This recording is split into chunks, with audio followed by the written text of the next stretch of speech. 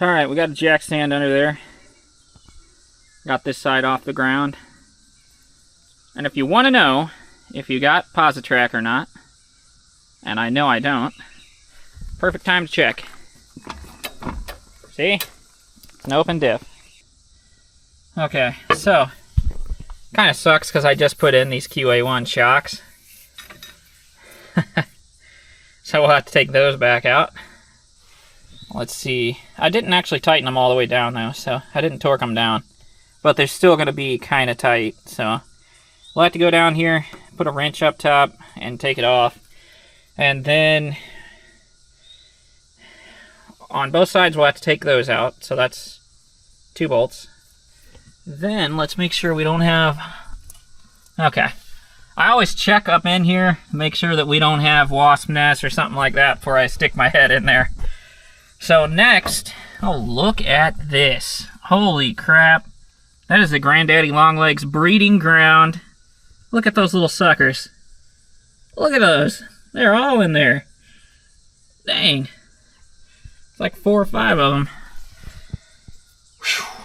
I used to, when I was a kid, I used to mess with those things all the time. I wouldn't never kill them or anything. The only thing that I would unintentionally kill was frogs. I would catch frogs and toads all the time, and I would tell my dad that I was making them a house so that they had a place to live in. And by God, I would entomb the little suckers in a little gravel fort that I would make them, and it would always kill them. So little did I know that my house that I was making them was actually killing them. Well, this side over here was the cellar spider side. Had a couple of those Granddaddy Longlegs, but almost when I pulled this off, there was a ton of cellar spiders back here, so those are great. Alright, got that off. You can see it's down further now.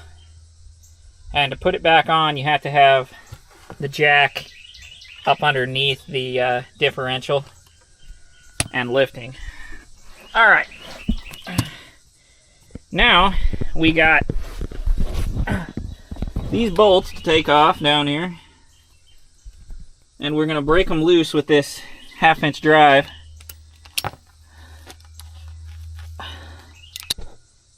Alright, so of course, they're different sizes. So, the outside ones are 3/4. The inside are 11/16. Isn't that wonky?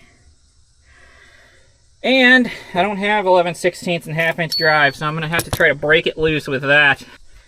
Told you I had a cheater pipe that was a mile long. Alright, let's see if this comically large cheater pipe will work. Well, it broke loose, but I'm having to use this cheater pipe every time.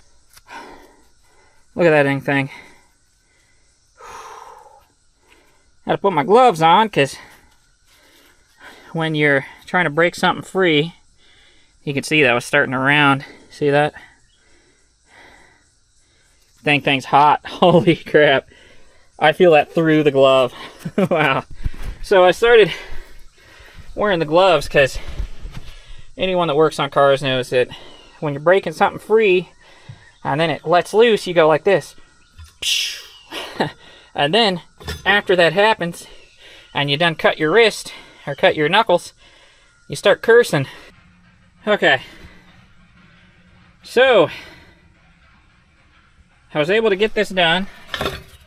These are now, this side's loose. You can't really tell because it's heavy. But if I take this pry bar here, go like that, you can see that? Moves all around, okay? What we gotta do though is disconnect this e-brake, because this needs to be squeezed and pushed through there. See that? And if I can't get it off that way, hell, I might even, well, I won't cut it off. Okay, these are kind of a headache to get out. You have to make sure that all these little fingers on it go through. And even one will prevent you from going. So now, I should be able to... Yep. Okay. Well, we got her this far. Boy, tell ya. You know what's funny? I saw somebody bad-mouthing Turbo 350s the other day. One of the most iconic automatic transmissions ever, and somebody was bad-mouthing it. I'm like, oh yeah, those Turbo 350s are trash. I throw those in the junk pile. Oh man, same dude I heard, he was bad-mouthing Vortec heads one day. Like, I throw those in the freaking junk pile, man, they ain't worth nothing. I was like, oh yeah, well they make 400 horse pretty easy. So after I got done working, I went in there and had something to eat, and you know, did all that stuff, took a shower, all that stuff, and was laying in bed. And I just sat up and I said, you know what? That didn't have a rear sway bar on it. And I just sat there for the next 10 minutes thinking, you know what? I don't think it had a rear sway bar on it. So I thought I'd come out here and, you know what? Sure enough, doesn't have one. Okay, we've been at this for about an hour. It will not come out. I took it apart some more to try to see if I could fool around with it, but it's just not going to come out. So what we're going to do is we're going to take a cutoff wheel and we're going to cut into here and into the spider gear.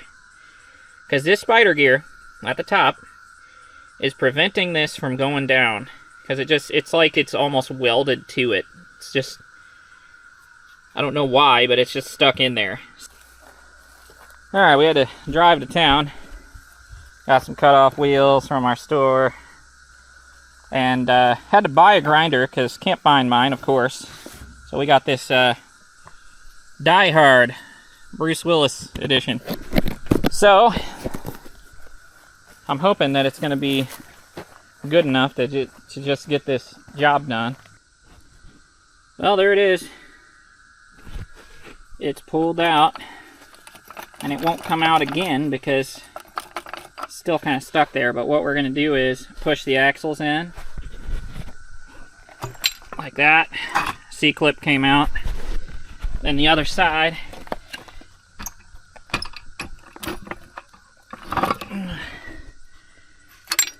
That C-clip's out. Now we can pull the axles out. Then we'll be back. Alright. Got her out of there, finally. Took a dang cutoff wheel to get it out. Okay, our axles are out. We can change the backing plates if we want. Alright, there's that. You can see I had to cut through the top there, and then I cut through the gear, the spider gear. That was the only way to get it off. Okay. I didn't have to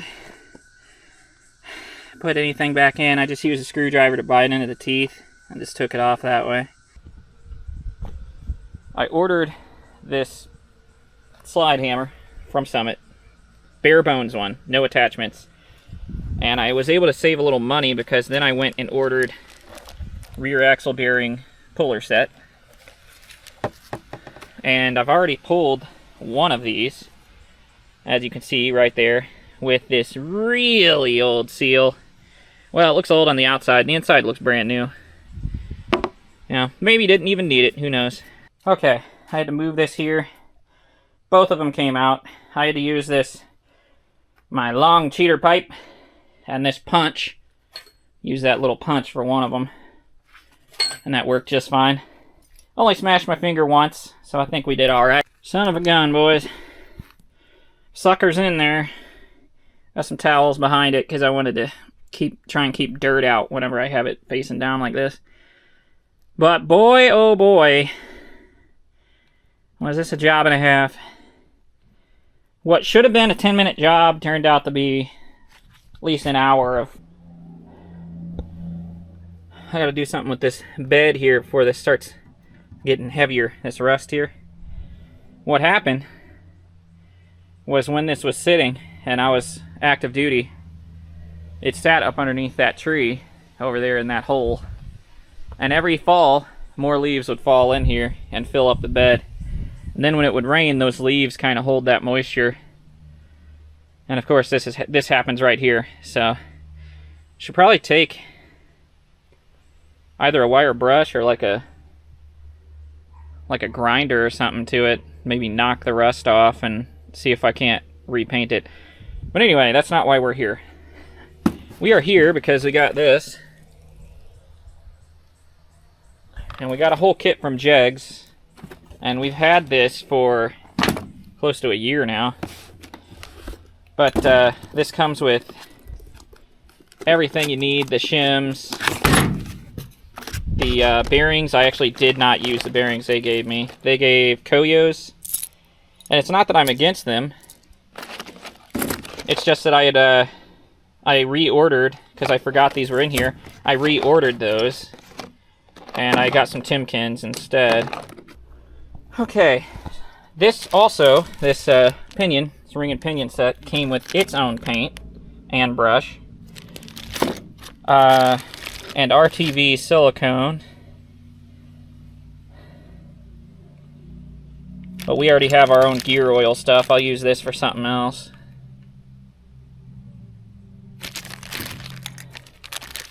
And we got the lead paint in there and the brush and everything, so we can paint it a bunch of times. Hopefully we don't need to. We gotta clean this off. This has got the stuff on it that it ships with. It's like this kind of gunky stuff. But this is a 373, alright? Look at that. Look at the difference there. That's a 240. That's a 373. Such a difference. Like, look at that beast compared to that. Okay, I got my setup bearings. Let's see. Comes right off. That's our first pattern.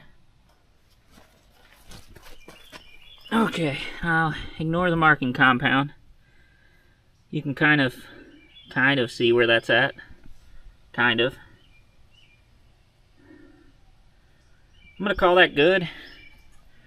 The coast side is the same, but you can't really see it because of the shadow. So the drive and coast side are both good. And the backlash is right at spec. So for the backlash on this, Jegs wants you to set it 0.8 to 10. I think it's 0.8. But whenever I checked it, it was right at about 9. So we're good. Now I just got to take this back apart, and you can see how many times I've done this. So I had to do that a bunch of times because I couldn't figure out my pinion depth, and I kept on having to take it back out because my pinion depth would be way off. So I had to put different shims, and then finally got the pinion depth right. The backlash I've pretty much had from the beginning. I had to wait for these parts again, and they sent me something. They're supposed to have 4 bolts in there. There's only 3, so thanks, Summit. I did get this new pinion nut. Perfect. The exact size is the old one, and this one's in good shape. So I went ahead and pulled one of these other little bolts. I think we can make one work. One of them, this one, has a little less scarring on it. And if I need to straighten it out or something, I can. It looks straight. Well, maybe not. Back together. Got the backing plate started, but not tightened down. This was a job and a half. Talk about serious work. Everything's torqued. I got the crush sleeve in. Had to get some more brake parts cleaner to clean up our rear end before we seal it all up and finish the job. Got some new hardware for our brakes. Got these old axles back in. Back end plates are tight. See that? Those are tight. Old axles are in. They're probably the originals from like 1979, if I had to guess. And now we got the C-clips in. So if we go like this, you can see that. Got that cleaned up. The old gasket scraped off. And we've got this gear oil gasket maker. We're going to put that on there with the new gasket that we have. Hopefully it works. I've heard people say you have to use this for a rear end cover. Don't use the regular stuff, they say. Guess we'll find out. We'll go ahead and use it. Alright. You see that new gasket in there? See that? Alright, it's tightened down. Everything's back together. C-clips are in. Backing plates are on. Now, I was just cleaning this off right here for this bolt down here. For this plug. We got our gear oil in with our Positrack additive. Don't think it's leaking. Don't see leaks anywhere. So I think we're good. I think our seal's up here and the seal here and the gasket, I think it sealed up pretty good. Didn't have new ones at the parts store, so we just got to reuse them. That's fine. Back in. Now I'm tightening everything. Got them all torqued down. I am exhausted. Still got a lot of work to do though. I want to go ahead and fix that brake line over there and get this completely set up. And I might even put the calipers on and connect the brake lines. I don't know if we'll put the rotors on. We might go ahead and check the rotors and see if they're going to fit this. Because it did say that the rotors might need some machine shop work. Well, we got a pleasant surprise. Rotor went right on. Look at that. Sucker went right on there. No problem at all. Okay. Both of these are good. I'm going to make this quick because my jack stand is barely catching. I got a spare, but it's... you never know. So, we got everything done. We got the calipers attached. We got the banjos attached. Those torque down to 30. That's the banjo. See? Torques down to 30. Has a copper washer on both sides that you... when you torque it down, that's what it's doing. It's compressing it down so it won't leak. We have the lines connected. They are not pretty at all, but they are connected. I have them in like one or two of the little fastener areas. We're not going to worry about making it look pretty right now. We are done, and we've got it good enough to where we can bleed it, and we can put the master on. See this side also? Got it on. It's good enough to where it'll bleed, and this one's torqued down. Everything's good. So what we're going to do is put the tires back on. Alright, we got our master cylinder. We're going to go ahead and bench bleed this.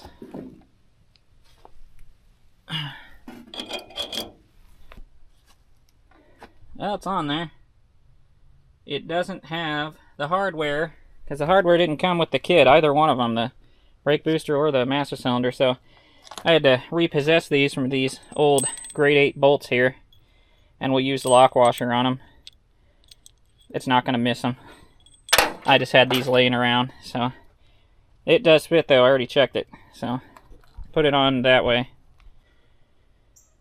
Alright, it's hooked up. I poured some water in here to try to knock away some of that brake fluid. We got all the cables, not the cables, but the lines hooked up. And we tightened those down there too on the proportioning valve. Now this right here, we don't have the piece that comes down and holds it. So I'm gonna have to figure something out for that. We're just gonna have to put it somewhere. And then the rest of this, we might have to pick this up and move it. There is a piece down there that holds that. But we're gonna have to try to get this to stay out of the way of our mechanical linkage. I guess next I'm gonna change, I haven't bled this yet, but I got this topped off, it's full again. So next, we're gonna change, check the clearance. So I guess let's go ahead and do that.